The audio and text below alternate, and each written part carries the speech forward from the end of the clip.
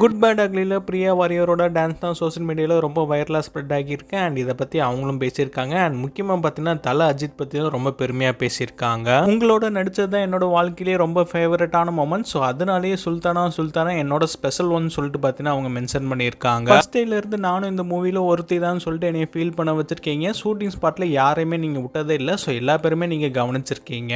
நீங்கள் எனக்கு சமைச்சு கொடுத்தது, எங்கள் கூட ஜோக் அடிச்சது, இந்த மாதிரிலாம் லைஃப்பில் நான் யாரையுமே பார்த்தது இல்லை. ஸோ நீங்கள் வந்து அவ்வளோ அட்மையர் பண்ணுறேன் உங்களான்னு பார்த்தீங்கன்னா அவங்க மென்ஷன் பண்ணியிருக்காங்க. உங்களுக்கு